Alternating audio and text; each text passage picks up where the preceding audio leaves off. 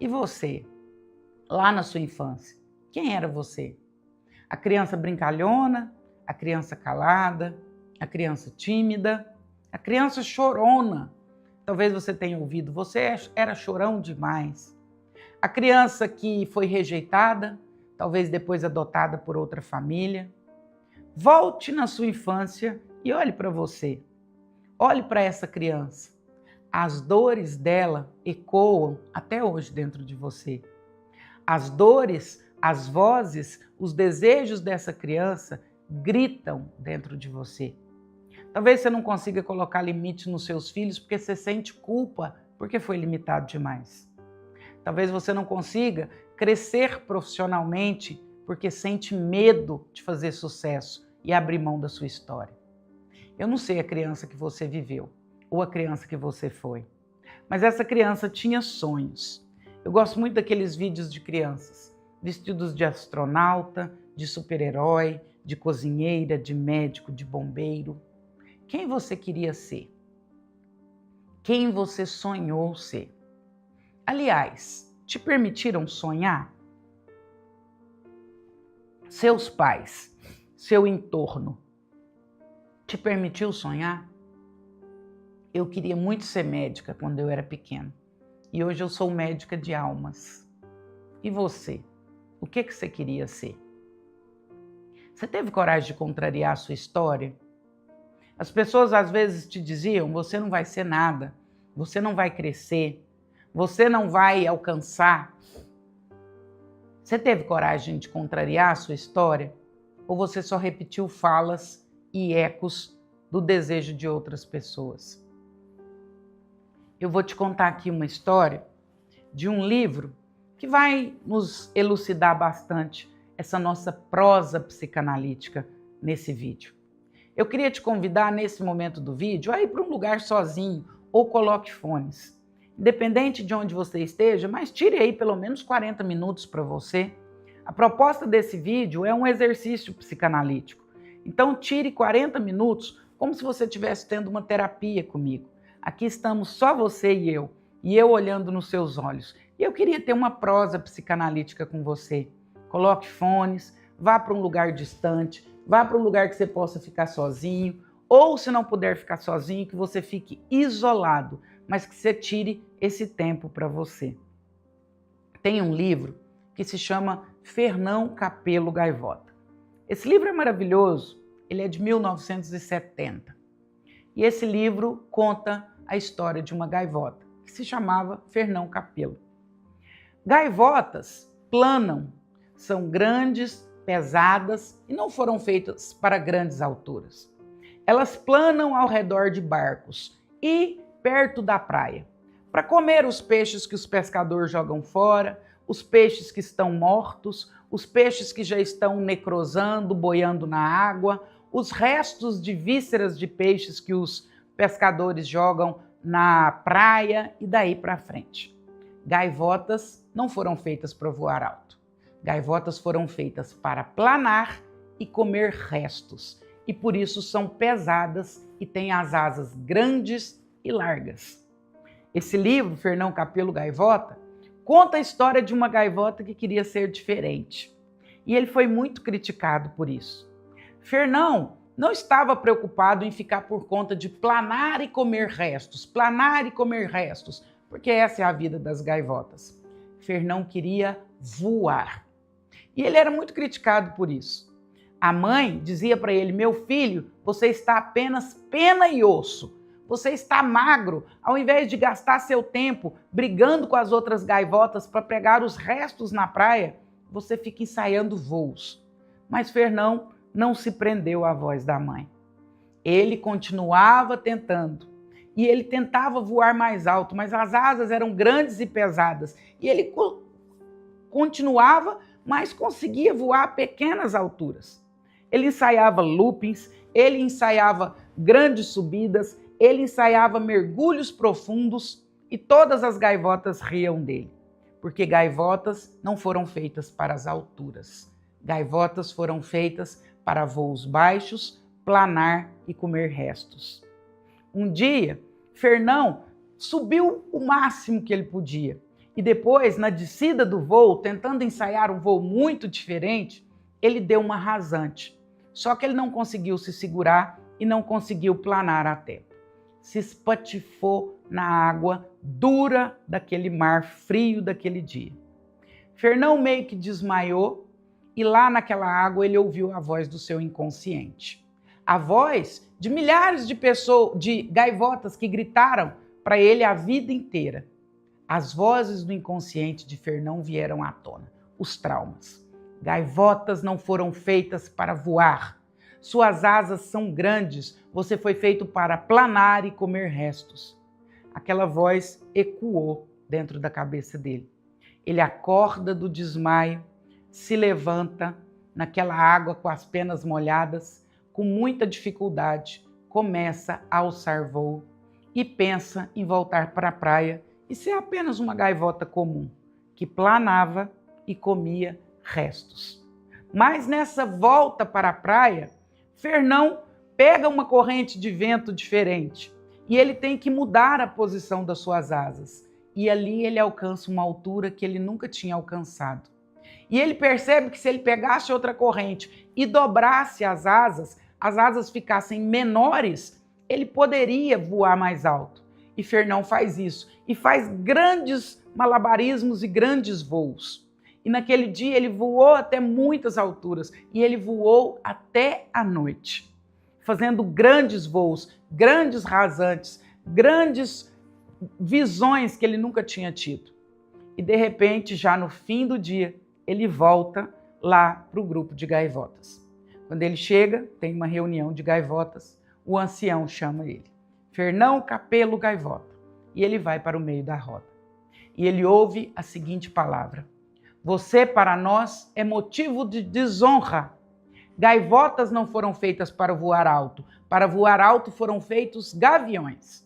Gaivotas não foram feitas para voar à noite. Para voar à noite foram feitas coruja.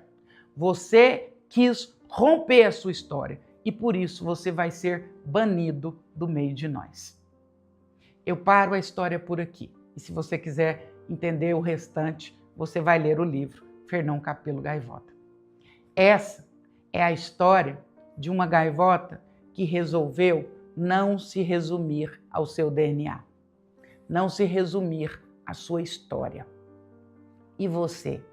Que gaivota é você? Você é a gaivota que voltou para o bando e se conformou ser como o bando?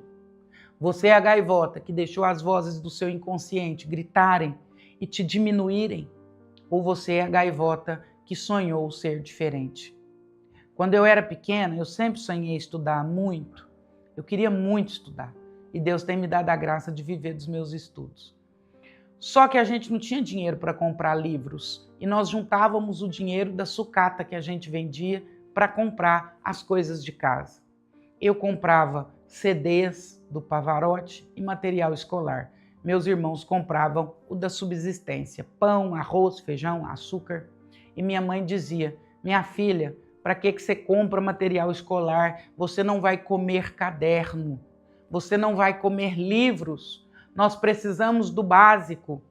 Eu lembro que um dia eu falei para o meu pai, e dos meus 6 irmãos, eu fui a única que fiz curso superior. Eu falei para o meu pai, pai, eu não vejo a hora de fazer 18 anos e ir para a faculdade. E ele me questionou: como assim faculdade? Você e seus irmãos têm que terminar o ensino médio e depois começar a trabalhar para ajudar a gente a sustentar a casa. Meus pais nunca nos incentivaram a fazer faculdade, não por maldade, mas porque isso era demais para eles. Eles não viam sentido naquilo. O meu irmão mais velho, assim que terminou o ensino médio, foi entregar jornais pelas ruas de Uberlândia. As minhas irmãs foram ser faxineiras, domésticas, ajudantes de cozinha e daí para frente. E todos estavam muito felizes e satisfeitos com aquela rotina. Mas eu sonhava algo diferente. Eu sabia que existia um mundo diferente. Mas as gaivotas da minha tribo gritavam muito na minha cabeça. Essa menina é metida, essa menina tem gostos diferentes, essa menina quer conhecer lugares, quer conhecer países, essa menina gosta de falar com quando chega, ela é tímida, mas quando se reúne os primos, ela se coloca no meio e começa a dar aula para todo mundo. Eu, muitas vezes, ouvi essas vozes. E eu posso te confessar que até encontrar a psicanálise, essas vozes fizeram muita diferença na minha vida. Outro dia, junto com a Bia, a doutora Ana Beatriz Barbosa, ela dizia: Andréia, você teve uma carreira corporativa nas empresas, uma carreira tão importante, por que você saiu das empresas e veio para o consultório para a psicanálise? E eu falei: Bia, você me fez agora voltar no túnel do tempo. Eu cheguei a ser diretora de empresas. Por que eu deixei isso tudo e migrei para a psicanálise? Porque também lá nas empresas as vozes gritavam. Também lá nas empresas as vozes me diziam: não pode ser assim, você é errada, você é muito humana, você pensa muito nas pessoas, resultado primeiro, números primeiro, ganhos primeiro. E quantas vezes, como Fernão Capelo Gaivota, num voo profundo, eu bati a cara, desmaiei e acordei ouvindo: você precisa entender que você precisa voltar para o bando. Mas eu ousei desafiar essa história. Eu ousei entender que eu podia ser mais que isso. Hoje, eu queria mergulhar profundamente com você na sua história de vida. No vídeo anterior eu falei muito de mim, mas agora eu gostaria de ouvir de você. Quem é você? Quais foram as vozes que te abafaram, que te ofuscaram, que te ensurdeceram? Qual é o bando do qual você nunca ousou sair? Qual é o bando que te diz que você é motivo de desonra por ser diferente? Outro dia recebi uma mensagem que me emocionou muito. Doutora Andréia, eu sou dona de casa e eu estou juntando sucata, vendendo latinhas para que eu possa fazer o seu curso. E a senhora pode ter certeza, eu vou honrar a senhora e eu vou ser uma das melhores psicanalistas desse país. Essa história me emocionou muito e chamou muita atenção. Uma dona de casa que ousou dar voos rasantes, que ousou não ouvir a voz do bando. Você imagina o que essa mulher deve estar ouvindo do marido, dos filhos, do entorno. Você é apenas uma dona de casa, você está querendo estudar psicanálise. Psicanálise é muito difícil, psicanálise é muito complexo. Quem é você? Você cata sucata. Mas ela está ousando não se prender à voz do bando. Também recebi uma mensagem de uma querida: doutora Andréia, eu tenho 57 anos, já estou me aposentando, achei que era o fim para mim, que eu não tinha mais o que sonhar, mas eu estou com vontade de fazer um curso novo. Será que os meus neurônios se reaquecem? Será que eu posso voltar a estudar? Você que muitas vezes já tem mais idade que acha que não é para você. O Roberto Marinho começou a Rede Globo com 65 anos. Nunca é tarde. Hoje pode ser só o primeiro dia da sua história. Pode ser só o começo da sua história. Mas, de novo, eu quero mergulhar com você. Eu quero entender o que foi que te fizeram. Você deve estar cansado, né? Cansado de levar uma vida que muitas vezes não faz sentido. Sabe o que é que me tirou do mundo corporativo? Gente, se fosse por dinheiro, eu estava em empresas. Na última empresa que eu trabalhava, eu ganhava 40 mil reais por mês. Se fosse por dinheiro, eu permanecia lá. Mas eu entrava todos os dias naquele escritório e não fazia sentido para mim. Não havia propósito. Sabe a única vida que eu transformava? A minha. A única vida que eu estava transformando era a minha. Eu não podia transformar a vida dos meus pares, dos meus colegas de trabalho, do meu chefe. Eu ganhava dinheiro e esse dinheiro só beneficiava a minha vida e eu não transformava a vida das pessoas. E você? O seu trabalho tem propósito? O seu trabalho transforma a vida das pessoas além da sua? Você gosta do que você faz? Deixa eu te dizer uma coisa. Sempre que a gente resolve fazer uma mudança, existe um ponto de inflexão. Sempre que você vai fazer uma mudança, existe um ponto de inflexão. Essa teoria da física. Tudo que vai se dobrar, inicialmente tem um ponto de inflexão, até que se dobre. Se você resolveu começar a ouvir meus vídeos, começar a estudar psicanálise, em algum momento você vai sentir resistência. Sua, das pessoas ao seu redor, você vai ser criticado. Algumas pessoas vão dizer, agora você só ouve essa mulher. Agora você resolveu entender de psicanálise. Este é o ponto de inflexão. Mas o metal só se dobra se ele passar pelo ponto de inflexão.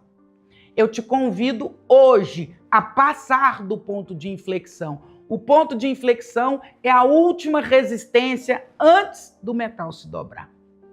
Se você tem encontrado resistências em relação ao seu desenvolvimento pessoal, rompa, porque esse é o último ponto. Pessoas dirão, não vá, não faça, isso não é para você, você está velho, você não tem estudo bastante, você não vai entender, você não vai conseguir. Esse é o ponto de inflexão. Mas você precisa romper o ponto de inflexão, porque este é o último momento antes do seu ápice. Foi assim com o Fernão Capelo Gaivota. Ele precisou viver o ponto de inflexão, ele precisou viver a desonra para só aí descobrir realmente que ele poderia ser uma gaivota diferente das outras. Muitas vezes, durante a vida, nós temos sonhos, e eu gosto muito de falar sobre isso. Volta na sua criança. André, eu era uma criança tão falante, eu era uma